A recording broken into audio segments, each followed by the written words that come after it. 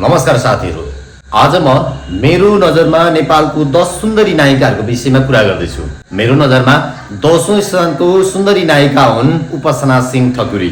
उपासना सिंह ठकुरी 2055 साल साउन 4 गते दार्चुलामा जन्मिएकी हुन्। उनको पहिलो चलचित्र क्याप्टेन हो भने उनको सबैभन्दा मलाई मनपर्ने चलचित्र कबड्डी 3 हो। मेरो नजरमा 9औं स्थानको सुन्दरी नायिका हुन् केकी अधिकारी। केकी अधिकारी 2046 साल मङ्सिर 1 गते काठमाडौँमा जन्मिएकी हुन्। उनले खेलेको पहिलो चलचित्र स्वर हो भने मलाई सबैभन्दा मनपर्ने चलचित्र आइएम सरी हो। मलाई मनपर्ने 8औं स्थानको सुन्दरी नायिका हुन् स्वस्तिमा खड्का। स्वस्तिमा खड्का 2052 साल असार 19 गते काठमाडौँमा जन्मिएकी हुन्। उनको पहिलो चलचित्र होस्टेल रिटर्न्स हो भने मलाई सबैभन्दा मनपर्ने उनको चलचित्र 1000 जुनीसम्म हो। मलाई 7औं स्थानमा मनपर्ने सुन्दरी नायिका हुन् मल्लिका महर। मलाई मनपर्ने सुन्दरी नायिकाहरू मध्ये सबैभन्दा कान्छी नायिका पनि हुन्। उनी 2056 साल असोज 16 गते नवलपरासीमा जन्मिएका हुन्। उनको पहिलो चलचित्र यात्रा हो भने मलाई मनपर्ने उनको चलचित्र पनि यात्रा नै हो।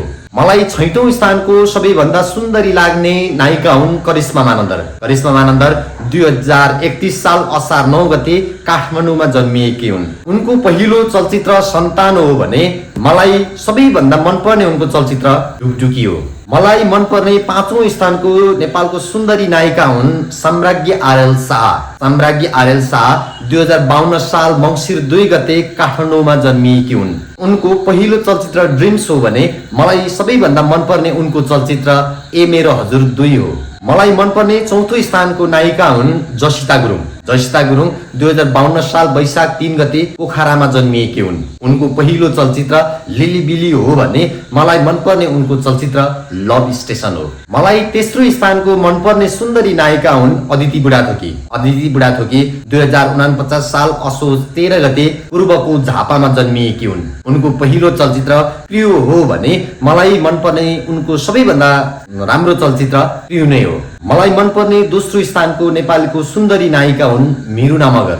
मिरुना मगर 2051 साल साउन 2 गते हङकङमा जन्मिएकी हुन्। उनको पहिलो चलचित्र लाल पूर्जा हो भने मलाई सबैभन्दा मनपर्ने उनको चलचित्र जारी हो। तपाईलाई जान्न मन लागिसक्यो होला नेपालको सुन्दरी नायिकाहरू मध्येमा नम्बर 1 मा चाहिँ को रहेछ त भनेर जान्नको लागि। हो साथीहरू, मलाई नेपालको सबैभन्दा मनपर्ने सुन्दरी नायिका लाग्ने नम्बर 1 मा रहेकी छिन् नम्रता श्रेष्ठ।